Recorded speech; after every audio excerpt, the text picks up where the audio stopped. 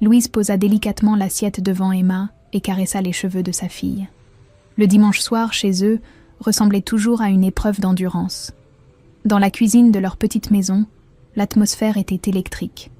Marguerite, la mère de Paul, régnait sur la table comme une reine sur son trône, critiquant chaque geste de Louise d'un regard méprisant. « Maman, j'ai faim », murmura Lucas en tirant sur la manche de Louise. « Oui, mon cœur, nous allons manger maintenant. » Louise servit le poulet rôti qu'elle avait préparé avec soin, espérant secrètement que le repas se déroulerait sans incident. Ses mains tremblaient légèrement. 3 ans de cohabitation avec Marguerite avaient usé ses nerfs. Depuis que sa belle-mère s'était installée chez eux après son veuvage, chaque jour était devenu un combat silencieux. Paul mastiquait en silence, les yeux rivés sur son assiette.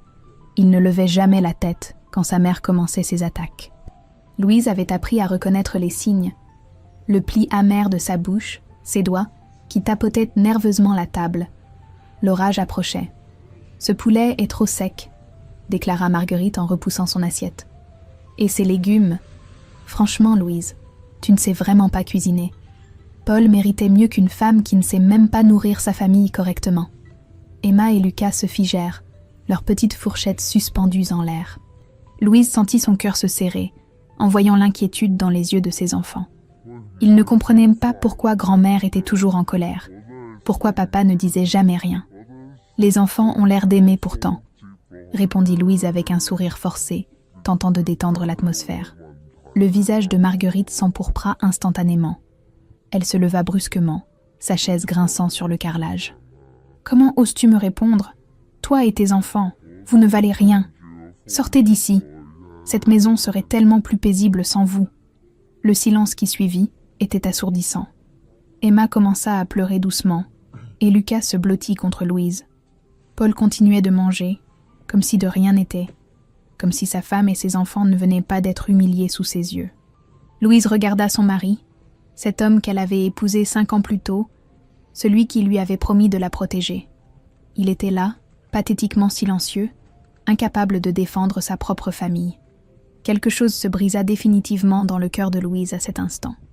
Elle essuya doucement les larmes d'Emma, prit Lucas dans ses bras et regarda Marguerite droit dans les yeux.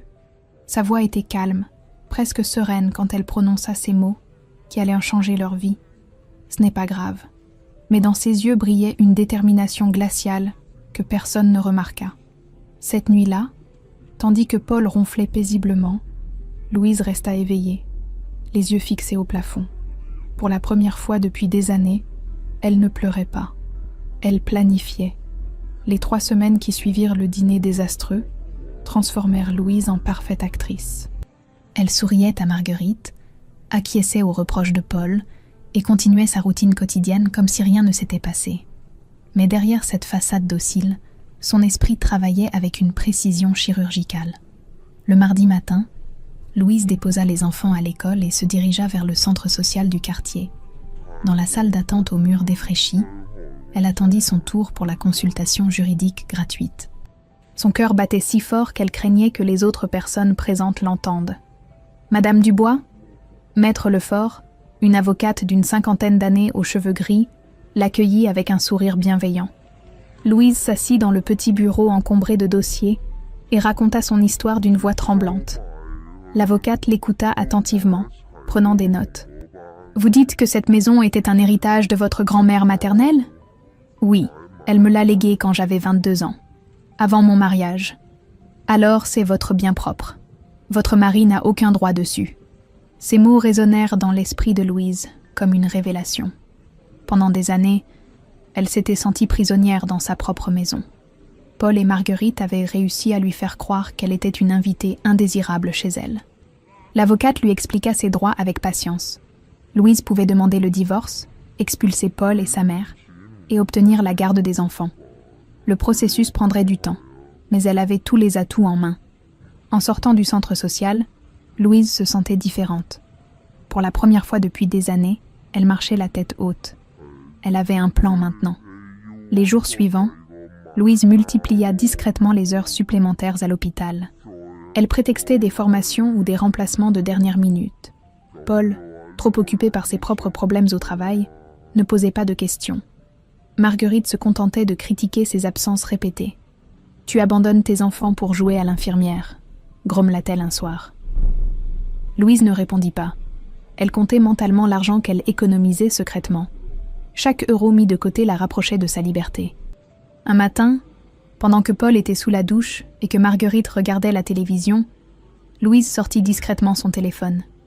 Elle avait découvert une application d'enregistrement et commençait à documenter les crises de sa belle-mère. Les preuves s'accumulaient. Insultes, menaces, humiliations devant les enfants. Emma s'approcha d'elle dans la cuisine. « Maman, pourquoi grand-mère est toujours fâchée contre nous ?» Louise s'agenouilla à la hauteur de sa fille et caressa son visage. « Parfois, les grandes personnes ont des problèmes qu'elles ne savent pas résoudre, ma chérie.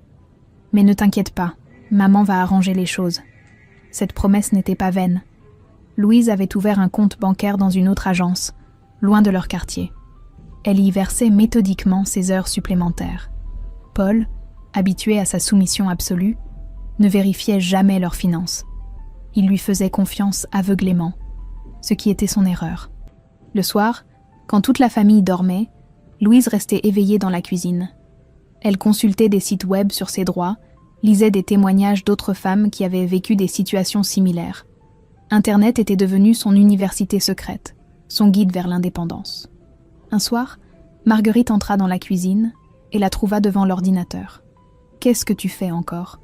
Tu perds ton temps sur ces machines au lieu de t'occuper de ta famille. »« Je me renseigne sur des formations professionnelles », mentit Louise sans lever les yeux de l'écran. Marguerite repartit en marmonnant, satisfaite d'avoir trouvé un nouveau reproche à faire le lendemain. 3 mois après cette soirée fatidique, Louise avait tout préparé. Elle connaissait ses droits, avait constitué son dossier, économisé suffisamment d'argent pour les premiers mois. Surtout, elle avait retrouvé quelque chose qu'elle croyait avoir perdu à jamais, sa force intérieure. Le matin où elle décida d'agir, Louise regarda une dernière fois Paul et Marguerite prendre leur petit déjeuner en silence. Lui, affalé sur sa chaise, elle, critique et amère. Ils ne savaient pas encore que leur monde allait s'écrouler avant la fin de la journée. Louise sourit intérieurement. Le moment était venu. Louise attendit que Paul rentre du travail pour déclencher son plan. Elle avait déposé les enfants chez sa voisine Marie sous prétexte d'une course urgente. Emma et Lucas ne devaient pas assister à ce qui allait suivre. À 18h précises, Paul poussa la porte d'entrée, fatigué par sa journée. Marguerite était installée dans son fauteuil habituel, regardant sa série télévisée. Louise se tenait debout au milieu du salon, une enveloppe Kraft à la main. Son calme était déstabilisant. « Paul, Marguerite, j'ai quelque chose d'important à vous dire. » Son ton était si inhabituel que Paul leva immédiatement les yeux de son téléphone. Marguerite baissa le volume de la télévision, intriguée malgré elle par cette autorité nouvelle dans la voix de Louise. « Je demande le divorce. » Les mots tombèrent comme des pierres dans un lac tranquille. Paul se figea, la bouche entr'ouverte. Marguerite bondit de son fauteuil. « Quoi ? Tu plaisantes, j'espère. Je ne plaisante jamais avec des sujets aussi sérieux. Et ce n'est pas tout. » Louise ouvrit l'enveloppe avec une lenteur calculée et en sortit plusieurs documents. Ses mains ne tremblaient plus. Les 3 mois de préparation l'avaient transformée en guerrière. « Cette maison m'appartient entièrement. C'est un héritage de ma grand-mère maternelle, antérieure à notre mariage. Vous avez 1 mois pour partir. » Le silence qui suivit était électrique. Paul regardait les papiers comme s'ils allaient s'envoler. Marguerite, elle, était devenue livide. « Tu ne peux pas faire ça !» hurla-t-elle. « Cette maison, c'est chez nous. J'y vis depuis 3 ans. Vous y avez vécu par ma générosité. Cette générosité prend fin aujourd'hui. » Louise posa les documents notariés sur la table basse. L'acte de propriété était formel. La maison était exclusivement à son nom. Paul s'approcha des papiers d'une démarche hésitante, comme un homme marchant vers son propre jugement. « Louise, on peut discuter. » « Il n'y a rien à discuter. Mon avocat a déjà entamé les démarches. L'huissier passera demain pour vous notifier officiellement. » La transformation était saisissante. La femme soumise avait disparu, remplacée par une personne déterminée et organisée. Marguerite ne reconnaissait plus cette belle fille, qu'elle avait si longtemps méprisée. « Tu ne t'en tireras pas comme ça !» cracha Marguerite. « Paul va se battre. Tu ne nous voleras pas nos petits-enfants. » Louise sortit alors son téléphone et appuya sur l'écran. La voix de Marguerite résonna dans le salon. « Toi et tes enfants, vous ne valez rien. Sortez d'ici !» J'ai 3 mois d'enregistrement de ce genre. L'assistante sociale va adorer les entendre lors de l'enquête pour la garde. Le visage de Marguerite se décomposa. Paul s'effondra dans le canapé, réalisant enfin l'ampleur de la situation. Sa femme n'agissait pas sur un coup de tête. Tout était planifié, légal, imparable. « Louise, écoute-moi » tenta Paul d'une voix suppliante. « Non, Paul, j'ai écouté pendant 5 ans. Pendant 5 ans, j'ai supporté les humiliations, les critiques, ton silence complice. J'ai écouté ma fille pleurer le soir parce qu'elle ne comprenait pas pourquoi grand-mère la détestait. Les mots sortaient avec une force contenue, des années de colère enfin libérées. Tu n'as jamais pris ma défense, pas une seule fois. Tu m'as laissé me noyer dans cette toxicité. Alors maintenant, tu vas m'écouter toi. » Marguerite, voyant que la situation lui échappait complètement, tenta une dernière attaque. « Tu vas le regretter. Sans nous, tu n'es rien. Une petite aide-soignante qui ne sait même pas s'occuper de ses enfants. » Louise la regarda avec un sourire glacial. « Sans vous, je respire enfin. » Paul se leva brusquement, tentant de reprendre le contrôle. « Et mes enfants ? Tu crois que je vais abandonner mes enfants ? Tes enfants ? Quand les as-tu défendus pour la dernière fois ? Quand as-tu contredit ta mère quand elle les insultait ? » Paul ouvrit la bouche, mais aucun son n'en sortit. Il n'avait pas de réponse, et ils le savaient tous. Louise ramassa ses documents et se dirigea vers la porte. « Vos affaires doivent être déménagées dans 1 mois. L'avocat vous contactera pour organiser les visites de Paul avec les enfants. En attendant, je vais chercher Emma et Lucas. Quand je reviendrai, j'aimerais que vous soyez calmés. » Elle sortit, laissant derrière elle 2 personnes abasourdies qui venaient de découvrir que leur souffre-douleur avait des griffes. Dehors, Louise inspira profondément l'air frais du soir. Pour la première fois depuis des années, elle se sentait libre. La guerre était déclarée, mais elle l'avait déjà gagnée. 3 semaines plus tard, la maison était méconnaissable. Le silence remplaçait les cris, la paix avait chassé la tension permanente. Paul et Marguerite avaient déménagé dans un petit appartement de 2 pièces à l'autre bout de la ville, laissant derrière eux une atmosphère toxique qui s'évaporait jour après jour. Louise regardait Emma et Lucas jouer dans le salon, leur rire résonnant librement dans l'espace. C'était un son qu'elle avait presque oublié. Ses enfants riaient à nouveau. Les premiers jours après le départ avaient été difficiles. Emma demandait sans cesse pourquoi papa et grand-mère étaient repartis. Louise lui avait expliqué avec des mots simples que parfois, les grandes personnes avaient besoin de vivre séparément pour être plus heureuses. « Et nous, on est plus heureux maintenant ?» avait demandé Lucas un matin au petit déjeuner. « Qu'est-ce que tu en penses, mon cœur ?» « Je pense que oui. Grand-mère criait tout le temps. Maintenant, c'est calme. » Cette sagesse d'enfant avait réchauffé le cœur de Louise. Ces petits comprenaient instinctivement que quelque chose de malsain avait quitté leur vie. Louise avait repris son travail à temps plein à l'hôpital. Ses collègues remarquaient immédiatement le changement. Fini les traits tirés, les regards fuyants, les excuses permanentes pour ses retards dus aux crises matinales de Marguerite. Elle arrivait à l'heure, souriait naturellement, participait aux conversations. « Tu as l'air en forme, Louise ?» lui dit Isabelle, l'infirmière-chef, un matin au vestiaire. « Je me sens revivre, c'est vrai. » Elle ne mentait pas. Chaque matin, Louise se réveillait avec une énergie qu'elle avait cru perdre à jamais. Préparer les enfants sans entendre les reproches de Marguerite. Prendre son café sans subir les critiques sur sa façon de le préparer. Simplement exister sans être jugée en permanence. L'organisation domestique était devenue un plaisir. Louise avait inscrit Emma et Lucas à la garderie de l'hôpital après l'école. Les enfants adoraient cet environnement bienveillant, où personne ne leur criait dessus. Ils avaient eux-mêmes commencé à dessiner à nouveau, leurs œuvres colorées remplaçant peu à peu les souvenirs sombres. Un soir, en rangeant les jouets, Louise trouva un dessin d'Emma. Leur famille était représentée, elle, Emma et Lucas, souriant, dans une maison ensoleillée. Paul et Marguerite n'y figuraient pas. L'enfant avait inconsciemment effacé de sa mémoire affective les sources de tristesse. Le téléphone sonna. C'était Paul. « Louise, il faut qu'on parle. Pour les enfants.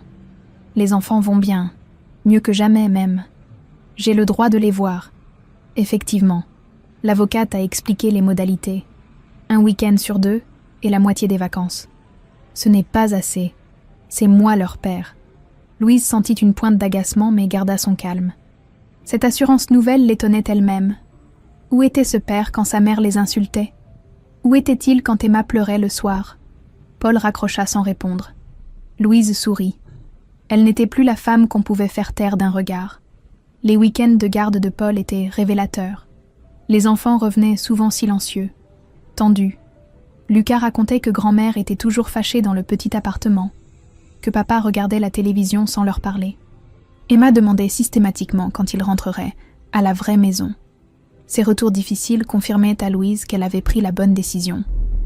Ses enfants avaient besoin de stabilité, de bienveillance, de joie de vivre. Tout ce qui manquait cruellement dans l'univers de Paul et Marguerite. Un matin, en accompagnant les enfants à l'école, Louise croisa Madame Perrin, leur ancienne voisine. « Louise, tu as l'air rayonnante. Et les petits aussi. Merci. Nous allons tous très bien. On entend plus de cris depuis votre maison. C'est plus paisible pour tout le quartier. » Cette remarque innocente révélait l'ampleur du problème qu'avait représenté Marguerite. Même les voisins avaient remarqué l'atmosphère toxique qui régnait chez eux. Le soir même, Louise s'installa dans son jardin avec un livre pendant que les enfants jouaient. Le soleil se couchait doucement, peignant le ciel de couleur pastel. Pour la première fois depuis des années, elle se sentait vraiment chez elle dans sa propre maison. Emma s'approcha d'elle. « Maman, tu es plus jolie maintenant. »« Ah bon? Pourquoi tu dis ça? Avant, tu étais toujours triste. Maintenant, tu souris tout le temps. » Louise serra sa fille contre elle, émue par cette observation. Les enfants voyaient tout, comprenaient tout. Ils avaient été les témoins silencieux de sa renaissance. Cette nuit-là, Louise s'endormit paisiblement, sans cette boule d'angoisse qui nouait son estomac depuis des années. Demain serait un nouveau jour de liberté, de paix, de bonheur simple. Elle avait gagné bien plus qu'un divorce. Elle avait reconquis sa vie. 2 mois s'étaient écoulés depuis la nouvelle vie de Louise quand l'orage judiciaire éclata. Ce matin-là, en ouvrant sa boîte aux lettres, elle découvrit une convocation du tribunal. Paul attaquait. Il réclamait la garde partagée et une pension alimentaire, arguant que ses revenus étaient supérieurs à ceux de Louise. Son avocat, Maître Lefort, la rassura immédiatement au téléphone. « Ne vous inquiétez pas, nous avons un dossier solide. Rendez-vous demain à mon cabinet. » Louise raccrocha, le cœur battant. Elle avait espéré que Paul accepterait la situation, mais elle aurait dû se douter qu'il ne renoncerait pas si facilement. Marguerite était certainement derrière cette offensive. La vieille dame ne supportait pas d'avoir perdu la bataille. Le lendemain, dans le petit bureau de l'avocate, Louise découvrit l'ampleur des accusations portées contre elle.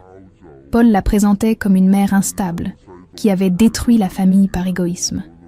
Il affirmait que les enfants étaient traumatisés par la séparation forcée d'avec leur grand-mère. « C'est le monde à l'envers », murmura Louise, incrédule. « C'est classique dans ce genre de procédure.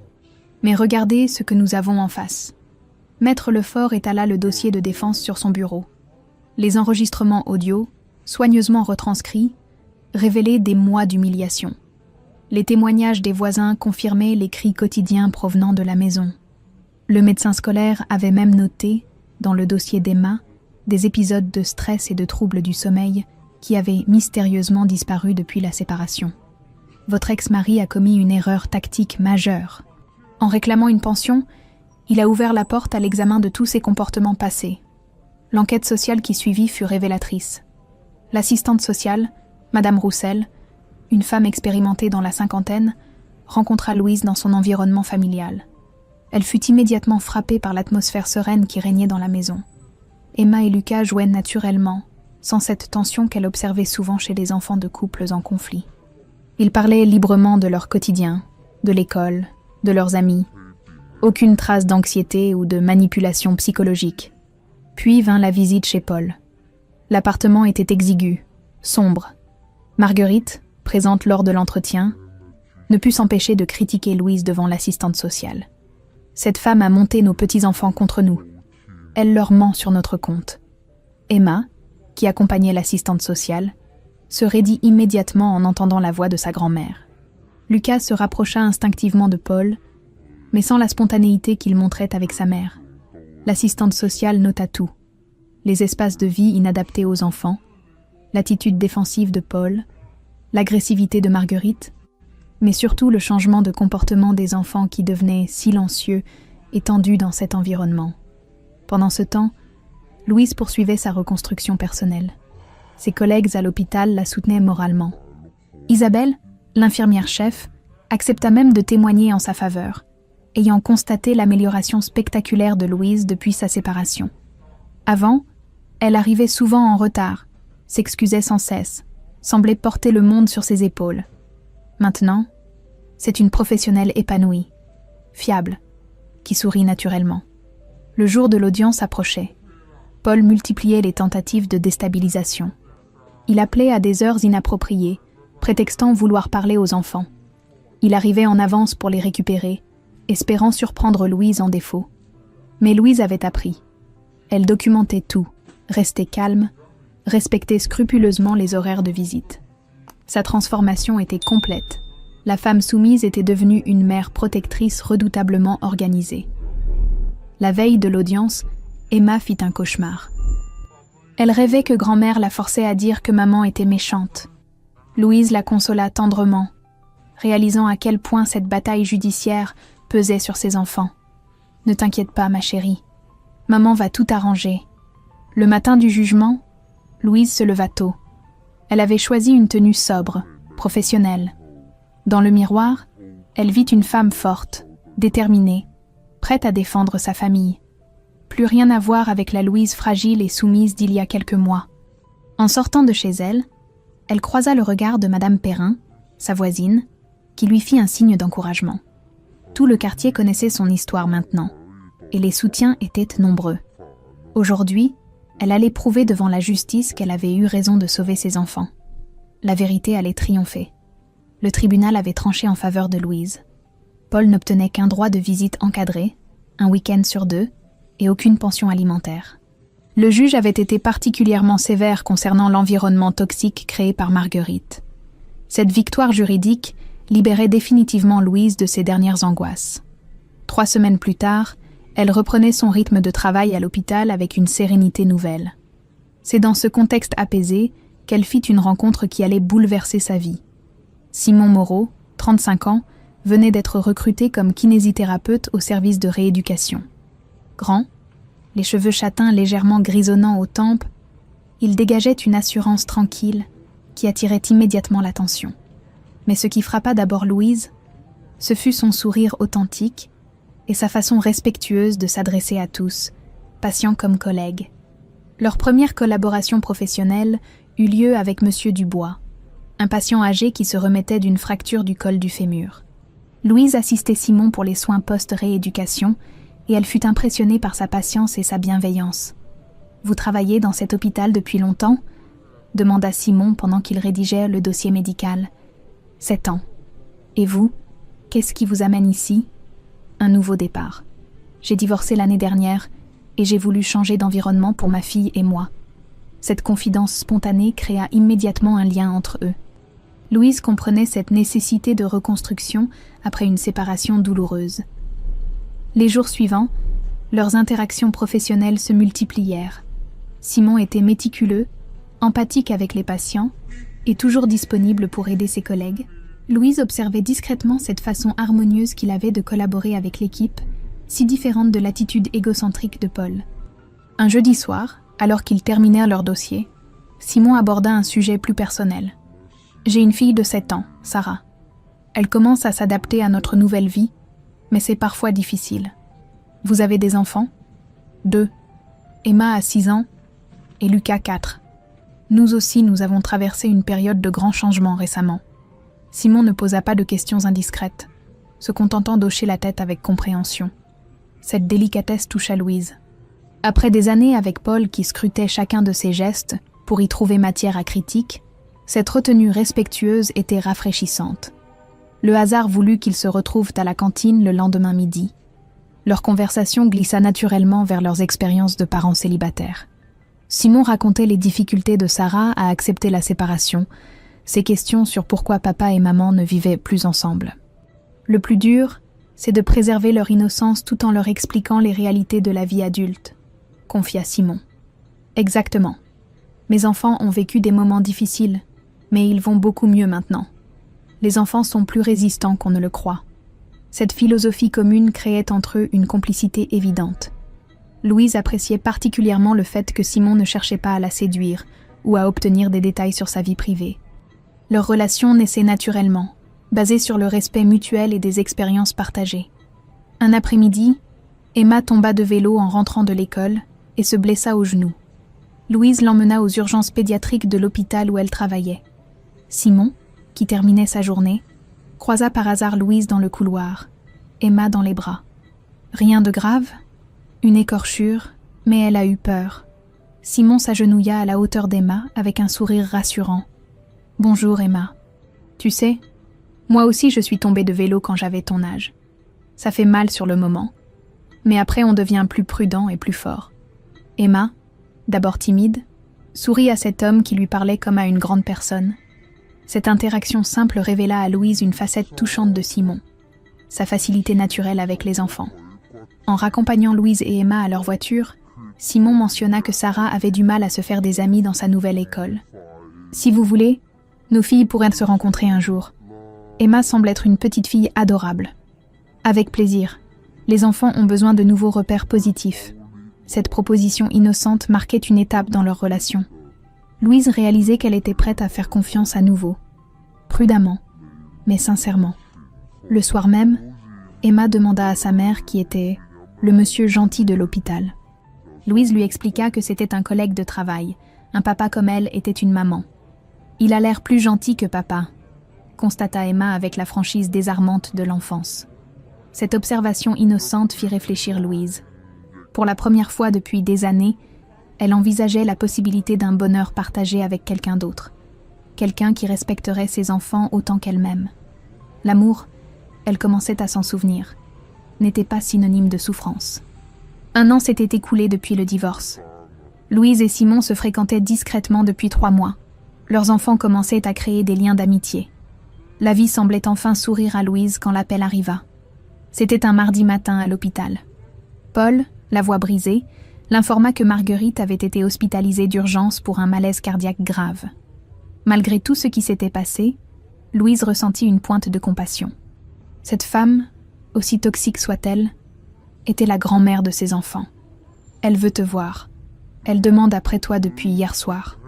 Cette requête surprit Louise. Marguerite l'avait détestée pendant des années. Pourquoi vouloir la voir maintenant ? L'après-midi même, Louise se rendit au service de cardiologie. Marguerite était allongée, blême, reliée à plusieurs machines. En voyant Louise entrer, ses yeux se remplirent de larmes. « Ferme la porte. Il faut que nous soyons seuls. » Louise s'approcha du lit, intriguée par l'urgence dans la voix de sa belle-mère. Marguerite la regardait avec une intensité qu'elle ne lui avait jamais connue. « Je vais mourir, Louise. Les médecins ne me donnent que quelques jours. »« Marguerite, ne dites pas ça. Laisse-moi parler. J'ai gardé un secret pendant 14 ans. Un secret qui a détruit notre famille, qui m'a rendue folle de culpabilité. » Le cœur de Louise se mit à battre plus fort. L'expression de Marguerite était celle d'une femme hantée par ses démons. Paul avait 18 ans. Il revenait d'une soirée. Il avait bu. Beaucoup trop. Sur la route du retour, il a perdu le contrôle de sa voiture. Marguerite s'arrêta, cherchant son souffle. Louise attendait, pressentant que cette révélation allait tout changer. Il a renversé une jeune fille. 19 ans. Elle s'appelait Marine. Elle rentrait de son travail à vélo. Elle est morte sur le coup. Le sang de Louise se glaça. Elle regardait cette femme qui venait de révéler que son fils était un meurtrier. J'ai tout arrangé. J'ai payé des policiers pour faire disparaître le dossier. J'ai corrompu des témoins. J'ai même payé la famille pour qu'elle se taise. Cette jeune fille avait des parents, un frère jumeau qui la cherche encore aujourd'hui. Les mots sortaient maintenant comme un torrent, des années de culpabilité enfin libérées. C'est pour ça que je le protège autant, que je l'ai toujours protégé. C'est ma faute s'il est devenu ce qu'il est. Un lâche, un homme brisé par le poids de ce secret. Louise était sous le choc. Tout s'éclairait soudain. La soumission de Paul, sa tendance à boire, son incapacité à affronter les conflits, sa dépendance maladive à sa mère. Et tu sais pourquoi je t'ai détesté dès le premier jour? Parce que tu lui redonnais espoir. Tu le rendais meilleur. J'avais peur qu'il te raconte la vérité et que tu nous quittes. Alors je t'ai rendu la vie impossible pour que tu partes de toi-même. Cette logique tordue révélait l'ampleur de la manipulation psychologique que Louise avait subie. Marguerite l'avait détruite pour protéger son secret. Mais tu es partie quand même. Et c'est tant mieux. Cette famille est maudite, Louise. Tu as sauvé tes enfants. Tu as eu raison de fuir. Louise se leva, les jambes tremblantes. Elle venait de comprendre qu'elle avait vécu 5 ans avec un homme qui avait tué quelqu'un, que ses enfants avaient grandi dans l'ombre d'un crime. La jeune fille, Marine, elle avait quel âge exactement? 19 ans. Elle étudiait pour devenir institutrice.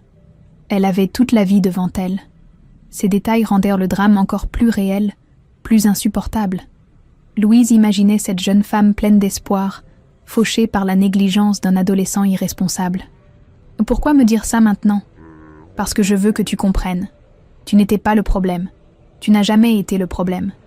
C'était nous. Notre secret, notre culpabilité, notre lâcheté. Marguerite ferma les yeux, épuisée par cette confession.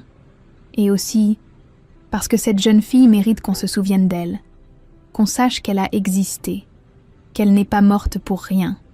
Louise quitta l'hôpital dans un état second. Elle marchait dans les couloirs comme un automate, repensant à toutes ces années de manipulation, de chantage affectif, de violence psychologique. Mais plus que la colère, c'était un immense soulagement qui l'envahissait. Son instinct ne l'avait pas trompée. Cette famille était effectivement toxique, bien plus qu'elle ne l'avait imaginé. Elle n'avait pas fui un mariage difficile. Elle avait sauvé ses enfants d'un environnement criminel. Ce soir-là, Emma et Lucas dormaient paisiblement dans leur lit. Louise les regarda longuement, réalisant qu'elle les avait protégés d'un danger qu'elle ne soupçonnait même pas. Son téléphone vibra. Un message de Simon. « Bonne soirée. Pense à toi. » Pour la première fois depuis des heures, Louise sourit. Elle avait fait le bon choix. Elle avait toujours fait le bon choix. Louise n'avait pas dormi de la nuit. Les révélations de Marguerite tournaient en boucle dans son esprit. Au matin, elle appela l'hôpital pour prendre sa journée et déposa les enfants chez Marie, sa voisine. Elle avait besoin de parler à quelqu'un de confiance. Simon l'accueillit chez lui avec inquiétude. Il voyait bien que quelque chose de grave s'était passé. Louise lui raconta tout, l'accident, la corruption, les années de manipulation. Simon l'écouta sans l'interrompre, son visage exprimant un mélange d'horreur et d'admiration. « Louise, tu réalises ce que ça signifie? Tu as instinctivement protégé tes enfants d'un environnement criminel. Ton courage est extraordinaire. » Ces mots réconfortèrent Louise. Simon ne la jugeait pas, ne la plaignait pas. Il admirait sa force. L'après-midi même, Paul sonna à la porte de Louise. Il avait les traits tirés, les yeux rougis. Marguerite était décédée dans la matinée, emportant avec elle 14 années de mensonges. Louise ouvrit la porte, le visage impassible. « Je viens chercher quelques affaires de maman dans l'ancien grenier. Entre. » Paul pénétra dans cette maison qui avait autrefois été la sienne. Tout avait changé. L'atmosphère était apaisée, les meubles réarrangés, des photos souriantes des enfants partout. Cette maison respirait enfin le bonheur. « Louise, il faut qu'on parle de l'enterrement. Ta mère m'a tout raconté avant de mourir. » Paul se figea au milieu du salon. Son visage devint livide, comme si quelqu'un venait de lui annoncer la fin du monde. « Qu'est-ce qu'elle t'a dit? » « Tout. L'accident. Marine. La corruption. Tout. » Paul s'effondra sur le canapé, la tête entre les mains. 14 ans de secrets venaient de s'écrouler en une phrase. Il releva les yeux vers Louise, et elle y lut une détresse infinie. « Louise, je n'ai jamais voulu... Tu avais 18 ans. Tu as fait une erreur tragique. Mais ensuite, tu as laissé ta mère détruire notre famille pour protéger votre secret. » La voix de Louise était calme, presque clinique. Elle ne criait pas, ne pleurait pas. Cette sérénité déstabilisait Paul plus que n'importe quelle colère. « Tu m'as laissé croire que j'étais le problème, que j'étais une mauvaise épouse, une mauvaise mère. Tu as regardé ta mère humilier tes propres enfants pour préserver ton mensonge. chaque mot porté, précis comme un scalpel. Paul ne trouvait rien à répondre parce que tout était vrai. « Je sais pour l'accident. Je sais pour la jeune fille que tu as tuée. » Cette phrase brisa quelque chose en Paul. Il se mit à sangloter, libérant 14 années de culpabilité refoulée. « Je pense à elle tous les jours. Marine. J'ai détruit sa famille. J'ai détruit la nôtre. Je ne mérite pas le pardon. Tu as raison. Tu ne le mérites pas. » Louise se dirigea vers la porte d'entrée et l'ouvrit. « Mes enfants ne grandiront jamais près d'un assassin. Ils ne te verront plus. Louise, tu ne peux pas... J'ai des droits. » « Quels droits ? Ceux d'un homme qui a tué quelqu'un et qui a laissé sa mère torturer psychologiquement sa famille pour le couvrir ?» Paul se leva, chancelant. Il réalisait que Louise ne bluffait pas. Cette femme qu'il avait crue faible et manipulable était devenue une force de la nature. « Si tu tentes quoi que ce soit, j'irai voir la famille de Marine. Je leur dirai tout ce que je sais. Imagine leur douleur de découvrir que l'assassin de leur fille a vécu tranquillement pendant 14 ans, pendant qu'il pleurait, sans comprendre. » Cette menace acheva de briser Paul. Il savait que Louise en était capable maintenant. Elle n'était plus la femme soumise d'autrefois. « Sors de chez moi. Sors de nos vies. » Paul traversa le seuil comme un homme brisé. Louise referma la porte derrière lui et s'y adossa, les yeux fermés. Elle venait de couper définitivement les derniers liens toxiques qui l'entravaient. Le soir, quand Emma et Lucas revinrent de chez la voisine, ils trouvèrent leur mère souriante, libérée d'un poids invisible qu'ils n'avaient jamais su nommer. « Maman, tu as l'air différente, » remarqua Emma. « Je me sens enfin moi-même, ma chérie. » Cette nuit-là, Louise dormit d'un sommeil profond et réparateur. Elle avait fermé définitivement le chapitre le plus sombre de sa vie. Demain, elle pourrait enfin construire son avenir sans regarder derrière elle. Simon lui envoya un message. « Tu es la femme la plus courageuse que je connaisse. » Louise sourit en le lisant. Elle avait découvert sa propre force en protégeant ce qu'elle avait de plus précieux, ses enfants et sa dignité. Paul ne reviendrait plus. Cette famille maudite appartenait désormais au passé. L'avenir pouvait enfin commencer. 6 mois avaient passé depuis la confrontation avec Paul. 6 mois de reconstruction, de bonheur retrouvé, de famille recomposée, qui s'épanouissait naturellement. Louise et Simon vivaient maintenant ensemble dans une maison plus grande, entourés de leurs 4 enfants qui s'étaient unis comme de vrais frères et sœurs. Ce matin de juin, le jardin embaumait les roses que Louise avait plantées au printemps. Emma et Sarah préparaient une surprise dans leur chambre. Lucas et le petit homme de Simon construisaient une cabane avec des coussins. La maison résonnait de rires authentiques, de ces joies simples que Louise avait cru perdues à jamais. Simon la rejoignit sur la terrasse, où elle préparait le déjeuner familial. Il tenait une petite boîte de velours bleu marine. « Louise, il y a quelque chose que je veux te demander depuis longtemps. » Elle se tourna vers lui, surprise par la solennité de son ton. Simon s'agenouilla devant elle, ouvrant l'écrin qui révélait une bague simple et élégante. « Tu m'as appris ce que signifie vraiment aimer. Pas posséder, pas contrôler, mais protéger, respecter, grandir ensemble. Veux-tu m'épouser ?» Louise regarda cet homme qui avait transformé sa vie par sa simple présence bienveillante. Autour d'eux, leurs enfants s'étaient figés, retenant leur souffle. « Oui, Simon. 1000 fois oui. » L'explosion de joie des enfants résonna dans tout le quartier. Emma et Sarah dansaient ensemble. Lucas et Tom applaudissaient. Cette famille recomposée venait de sceller officiellement son union. Le mariage eut lieu 3 mois plus tard, dans le jardin même où Simon avait fait sa demande.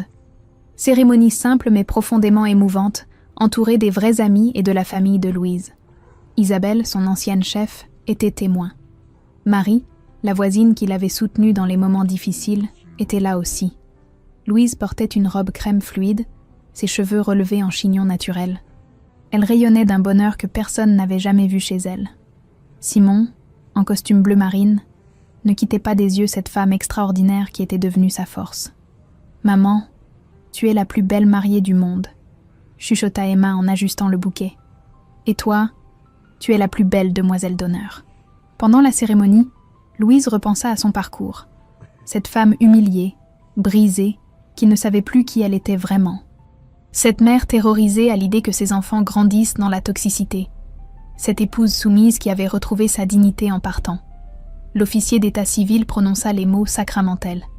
Simon et Louise échangèrent leurs vœux avec une émotion palpable. « Je promets de t'aimer dans le respect, de protéger notre famille et de ne jamais oublier la force extraordinaire que tu as montrée pour nous réunir. Nanta, je promets de continuer à grandir à tes côtés, de chérir nos enfants et de transformer chaque épreuve en force nouvelle. » Quand ils s'embrassèrent, scellant leur union, Louise sentit quelque chose se refermer définitivement en elle. Le chapitre Paul était vraiment terminé. Au cours de la réception, Madame Perrin, leur ancienne voisine, s'approcha de Louise. « Tu sais, ma petite, quand je vous voyais avant, toi et les enfants, ça me fendait le cœur. Vous sembliez si malheureux. Maintenant, regardez-vous, vous irradiez le bonheur. » Ces mots touchèrent Louise profondément. Sa transformation était visible, même pour ceux qui ne connaissaient pas son histoire. Plus tard dans la soirée, alors que les enfants dormaient paisiblement dans leur lit et que les derniers invités étaient partis, Louise et Simon se retrouvèrent seuls dans leur jardin. « Tu as des regrets ?» demanda Simon en la serrant contre lui. « Des regrets ? J'ai sauvé mes enfants d'un environnement criminel. J'ai découvert ma propre force. J'ai trouvé l'amour véritable. Comment pourrais-je avoir des regrets ?»